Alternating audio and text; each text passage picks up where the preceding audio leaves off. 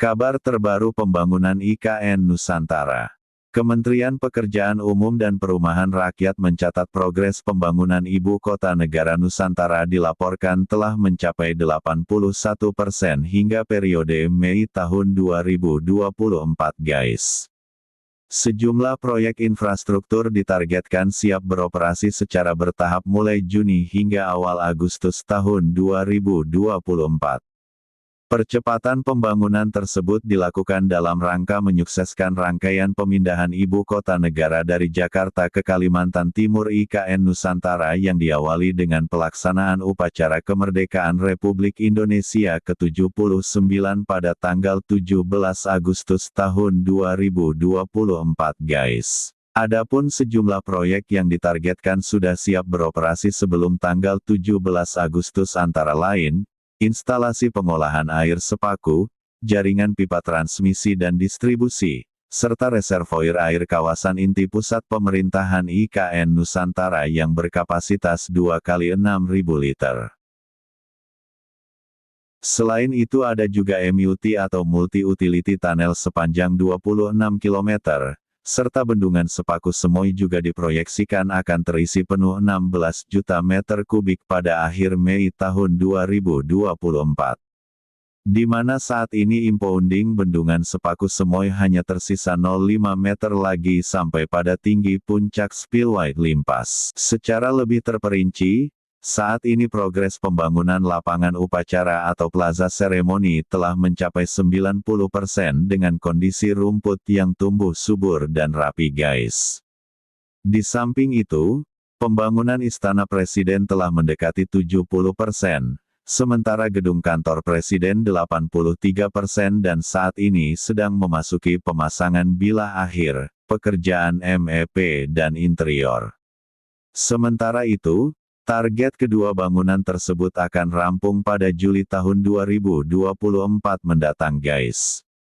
Selain itu, pembangunan rumah-rumah susun untuk para aparatur sipil negara yang akan pindah ke IKN Nusantara ditargetkan akan rampung sebanyak 10 tower juga pada Juli tahun 2024 guys. Otorita Ibu Kota Nusantara memastikan jumlah penduduk IKN nantinya tidak dibatasi menjadi hanya 2 juta orang guys. Justru angka tersebut merupakan angka proyeksi jumlah penduduk di IKN Nusantara pada 2045. Perkiraan jumlah penduduk IKN Nusantara sebanyak 2 juta orang itu juga berasal dari berbagai kalangan, baik aparatur sipil negara serta aparatur hukum dan keamanan beserta keluarganya sekitar 400.000 orang. Kemudian sisanya berasal dari penduduk daerah lain yang bermigrasi ke IKN Nusantara baik untuk urusan pekerjaan, pendidikan, maupun bisnis serta penduduk lokal. Otorita IKN juga tidak akan membatasi penduduk dari wilayah lainnya untuk menetap di IKN Nusantara guys. Itu artinya, ekosistem penduduk di IKN Nusantara akan beragam dari lapisan, latar belakang, asal daerah, hingga pekerjaan. Apakah setiap orang bisa menetap? Kalau ada kepentingan, ya bisa saja menetap guys. Misalnya, Anda tinggal di Jakarta karena Anda bekerja di Jakarta. Anda juga tinggal di Jakarta karena ada pekerjaan di Jakarta kan? Lantas jika tidak dibatasi, apakah nantinya IKN Nusantara akan menjadi sepadat kota Jakarta? Seperti diketahui, kepadatan penduduk di Jakarta menimbulkan kesemrawutan tata kota juga menimbulkan berbagai masalah seperti kemacetan hingga pemukiman kumuh. Menjawab hal tersebut, IKN Nusantara dibangun dengan perencanaan yang lebih matang sehingga dapat mengantisipasi permasalahan-permasalahan yang kemungkinan akan terjadi di kota besar. Pemerintah akan belajar dari kesalahan, karenanya IKN Nusantara ini diplan dari awal sehingga sekarang dibikin multipurpose tunnel di bawahnya, jadi jaringan kabel dan pipa tidak berantakan dan sebagainya. IKN Nusantara tidak akan sepadat Jakarta dalam hal pemukimannya karena konsep hunian yang diusung di IKN Nusantara mayoritas berupa hunian vertikal guys. Artinya, lahan yang tersedia dapat dimanfaatkan lebih maksimal untuk menampung para penduduk. Konsep hunian vertikal ini menjadi solusi dari keterbatasan lahan yang umum terjadi di kota besar seperti kota Jakarta. Apakah IKN nantinya akan sepadat Jakarta?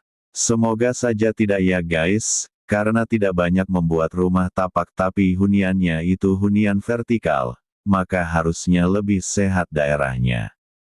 Karena kalau seperti sekarang sayang banget, tanah misalnya 100-200 meter cuma dihuni oleh 2-3 orang, sedangkan di IKN Nusantara bisa membuatnya yang lebih kompak. Selain pemukiman yang disiapkan mayoritas berupa hunian vertikal, IKN Nusantara juga akan dibangun menjadi 10 minutes city di mana hunian, area publik, hingga perkantoran dirancang sedemikian rupa agar saling terintegrasi guys.